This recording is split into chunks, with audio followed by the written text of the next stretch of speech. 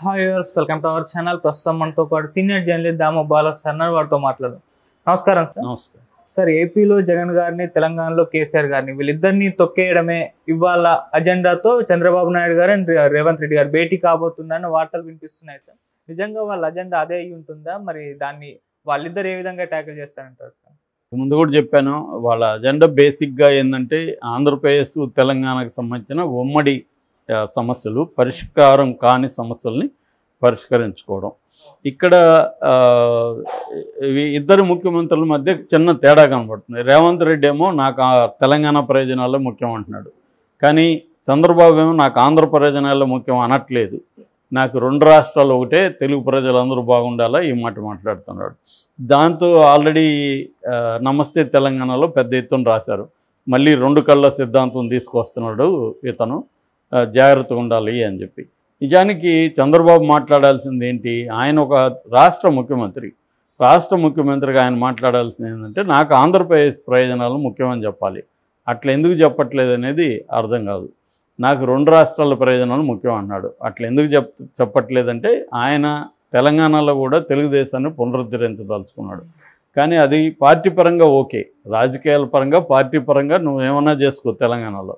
కానీ ఒక రాష్ట్ర ముఖ్యమంత్రిగా ఇంకొక తెలంగాణ ముఖ్యమంత్రితో చర్చలు జరిపేటప్పుడు చెప్పాల్సిన మాట ఏంటంటే నాకు మన రాష్ట్ర ప్రయోజనాలు ఇంపార్టెంట్ అని చెప్పాలి. అంటే ఆంధ్రప్రదేశ్కి తెలంగాణ నుంచి రావాల్సిన ఏవైతే ప్రయోజనాలు ఉన్నాయో లేదా కేంద్రం నుంచి రావాల్సిన వాటికి నేను కొట్లాడతాననేది మాట్లాడాలి తప్ప ఇక్కడ వచ్చి నాకు రెండు రాష్ట్రాలు ముఖ్యం అనేది ఆయన మాట్లాడకూడదు. రేవంత్ రెడ్డి అలా మాట్లాడట్లేదు కదా.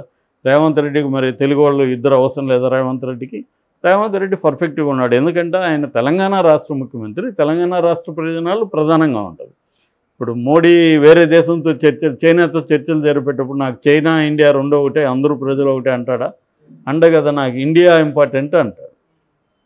కానీ చంద్రబాబు ఆ మాట అన్నట్ల. సో ఇక్కడ ప్రాబ్లం వస్తుంది. సరే, వాళ్ళు ఏమేమి చర్చిస్తారు అనేది మనకు తెలియదు, కానీ వాళ్ళు చెప్తున్నది ఏమేమిటంటే 10 అంశాల అజెండా ఏర్పరిచారని చెప్తున్నారు. ఈ 10 అంశాల మీద ఈరోజు చర్చ జరగబోతుంది. ప్రధానంగా 9th and 10th షెడ్యూల్లో ఉండే ప్రాపర్టీస్కి సంబంధించి చర్చలు ప్రధానంగా జరుగుతాయి. అంటే 9వ షెడ్యూల్కి సంబంధించి 23 సంస్థలు ఉన్నాయి. 10వ షెడ్యూల్కి సంబంధించి 30 సంస్థలు ఉన్నాయి. ఈ సంస్థలకు సంబంధించి ఇవి ఉమ్మడి ఆస్తులు. వీటిలో ఎలా డివైడ్ చేసుకోవాలి, ఆయా ఆస్తుల్లో ఏమేమి ఆల్రెడీ డివైడ్ అయినాయి, ఇప్పుడు ఇంకా ఏమేమి పెండింగ్ ఉన్నాయి, ఎందుకున్నాయి, వాటి నిర్వహణ ఖర్చులు ఎవరు చూస్తున్నారు, ఇటువంటి విషయాలని చర్చించాలి. ఇప్పుడు ఫర్ ఎగ్జాంపుల్ 9th షెడ్యూల్లో మేజర్ వచ్చి ఏపీ జెన్కో ఉంది. అందులో 2440 కోట్లు ఉన్నాయి. దాన్ని ఏం చేయాలి? అట్లాగే 10th షెడ్యూల్లో 2994 కోట్లు ఉన్నాయి. 1559 కోట్లు పంచుకున్నారు ఆల్రెడీ ఇద్దరు. ఇప్పుడు 1435 కోట్లు పంచుకోవాల్సి ఉంది. అట్లాగే బకాయిలు, విద్యుత్ బకాయిలు మనకి 7200 ఆంధ్రప్రదేశ్కి రావాలి తెలంగాణ నుంచి. దానికి సంబంధించి అట్లాగే ఆంధ్రప్రదేశ్ నుంచి కూడా తెలంగాణ కొన్ని బకాయిలు ఉన్నాయి. సో ఈ పరస్పరం నీ బకాయిలు ఎంత ఉన్నాయి, నా బకాయిలు ఎంత ఉన్నాయి అనేది. అట్లాగే ఉద్యోగులకు సంబంధించిన పరస్పర బదిలీలు, ఆంధ్రప్రదేశ్ ఉద్యోగులు ఇక్కడ ఉండొచ్చు, ఇక్కడ ఉన్న ఆంధ్రప్రదేశ్లో తెలంగాణ ఉద్యోగులు, వీళ్ళకి సంబంధించిన బదిలీల వ్యవహారం. అట్లాగే లేబర్ లీజుకి సంబంధించి ఉమ్మడి ఆస్తుల ఖరీదుని కట్టి, ఇప్పుడు ఇక్కడ ఉన్న వాటిని ఆంధ్రప్రదేశ్ ఏం చేసుకునేది ఏమి ఉండదు. ఓన్లీ 3 భవనాలు మాత్రం ఏపీకి ఇక్కడ అడుగుతున్నారు, ఇక్కడ వచ్చినప్పుడు పని చేసుకోవడానికి అట్లాంటిది.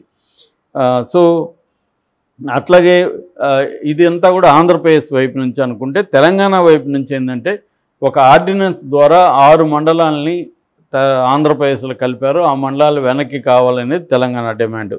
అట్లాగే టీటీడీ పాలక మండలిలో తెలంగాణకు కూడా భాగస్వామ్యం ఇవ్వాలి అనేది ఒక డిమాండు. అట్లాగే దర్శనాల్లో తెలంగాణ కోటాకు కూడా పెంచాలి అనేది ఒక డిమాండు. ఇక ఇక్కడ పోర్టులు లేవు కాబట్టి తెలంగాణకు సంబంధించి ఇంపోర్ట్ ఎక్స్పోర్ట్లు జరుగుతాయి కాబట్టి ఇది ఆంధ్రాలోనే జరగాలి. ఆంధ్రాలో జరిగినప్పుడు కృష్ణపట్నం, మచిలీపట్నం, గంగవరం పోర్టులలో తెలంగాణకు సంబంధించిన ఇంపోర్ట్ ఎక్స్పోర్ట్లలో వాటాని క్లియర్గా డిసైడ్ చేయాలి అనేది కూడా వీళ్ళు అడుగుతున్నారు. అట్లాగే కృష్ణా జలాలు మొత్తంగా 8,11 టీఎంసీలు ఉన్నాయి. వాటిని పంపకాలకు సంబంధించి కూడా అడుగుతున్నారు. అట్లాగే మన సాగర్ ప్రాజెక్టు, నాగార్జున సాగర్ ప్రాజెక్టు సంబంధించి ఆల్రెడీ గొడవలు ఉన్నాయి. జల విద్యుత్తు ఉత్పత్తి ఎలా జరగాలి, ఎవరిది ఏంటి, ఎన్ని గేట్లు ఎవరికి వస్తాయి, ఇవన్నీ వీటికి సంబంధించి కూడా చర్చలు జరిగాయి. సో దాదాపు ఇలాగా 10 ఈ అంశాల అజెండా ఏర్పరిచారు. ఈ 10 అంశాల అజెండాతో ఈరోజు ఇది డిన్నర్ మీటింగ్ అని కూడా చెప్పచ్చు.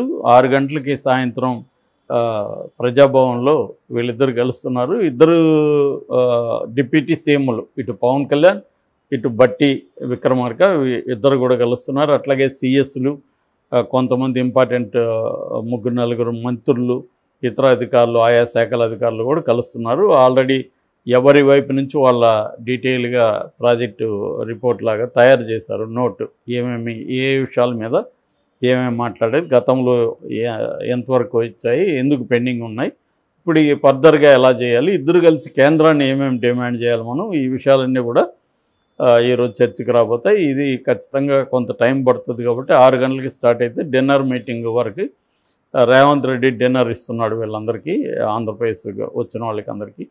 సో ఇది ఈరోజు ప్రకటించిన అజెండా. ఇక వీళ్ళు చెప్తున్న అంటే అటు జగన్ని తొక్కేద్దాం, ఇటు ఇక్కడ తొక్కేద్దాం అంటే ఖచ్చితంగా తొక్కేస్తారు. ఎందుకంటే ఇప్పుడు అధికారంలో ఉన్నవాడు పొలిటికల్ పార్టీ, ప్రతి ఒక్క పొలిటికల్ పార్టీ చేసేది ఏంది, ప్రతిపక్షాలను తొక్కేయడమే. అదే జగన్ కేసీఆర్ గతంలో కలిసినప్పుడు వాళ్ళు కూడా అనుకొని ఉంటారుగా, ఇక్కడ కాంగ్రెస్ని తొక్కేద్దాం, అక్కడ చంద్రబాబుని తొక్కేద్దామని వాళ్ళు కూడా అనుకొని ఉంటారుగా. కాబట్టి ఇప్పుడు వీళ్ళు కూడా అనుకోవడంలో ఆశ్చర్యం లేదు. ఖచ్చితంగా అందులో వీళ్ళిద్దరూ జగను కేసీఆర్ అన్న వాళ్ళ ప్రయోజనాల కోసం కలిసిన వాళ్ళు తప్ప అంతకుముందు కలిసి ఎక్కడ పని చేయలేదు. రేవంత్ రెడ్డి క్లియర్గా ఆయన ఒకప్పుడు, ఇప్పుడు శిష్యుడు కాదు శిష్యుడని మనం చెప్పలేం, కానీ అప్పట్లో ఒకప్పుడు శిష్యుడే కదా ఆయన. ఆ మటుకు వస్తే చాలామంది కూడా చంద్రబాబు శిష్యులే. ఎందుకంటే ఆయనకి 45 ఏళ్ళుగా ఆయన పనిచేశాడు కాబట్టి ఆయన దగ్గర పనిచేస్తున్నారు. వాళ్ళు శిష్యులు అనుకోవచ్చు, అనుకోకపోవచ్చు, అది వేరే విషయం. ఇప్పుడు నువ్వు ఇక్కడ నేను ఇక్కడ పనిచేస్తాను, నా కింద నువ్వు ఉన్నావు అంటే నువ్వు శిష్యుడని ఏం కాదు కదా, కొలిగ్ అని అర్థం. సో అలాగా వాళ్ళు కూడా కొలిగ్స్ అని చెప్పచ్చు. ఏదేమైనా వాళ్ళిద్దరి మధ్య అనుబంధం ఉంది. ముఖ్యంగా ఓటుకు నోటు కేసులో ఇద్దరు దొరికారు. అప్పుడు కూడా ఆయన మా బాస్ అని చాలాసార్లు చెప్పాడు. ఏదేమైనా ఆయనకి ఒకప్పుడు బాసు, ఇప్పుడు ఈక్వల్గా ఇదయ్యారు. సో వాళ్ళిద్దరూ ఒక సిగ్నల్ పంపిస్తున్నారు, మేమిద్దరం ఒకటే. అంటే రేవంత్ రెడ్డి చంద్రబాబు గెలిచే వరకేమో కొద్దిగా దూరంగా ఉన్నాడు, గెలిచినాక క్లోజ్ అవ్వడానికి ప్రయత్నిస్తున్నాడు. జగన్ మీద యాంటీగా మాట్లాడడం, జగన్ని ఈయన వ్యతిరేకిస్తూ యాంటీగా మాట్లాడాల్సిన అవసరం లేదు కానీ మాట్లాడడం, ఇవన్నీ చూస్తుంటే చంద్రబాబుకు దగ్గర అవుతున్నాడు. ఒక కాంగ్రెస్ సీఎం లాగా బిహేవ్ చేయట్లేదు.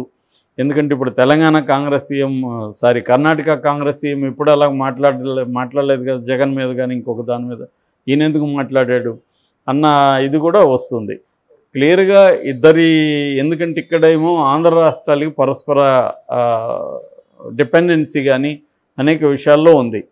రాష్ట్రాల గవర్నమెంట్ పరంగా ఉంది, ప్రజలకు సంబంధించి కానీ వివిధ రాజకీయ నాయకుల ఆస్తులు కానీ. ఇప్పుడు జగన్ది కూడా ఇక్కడ ఉంది. ఆల్రెడీ జగన్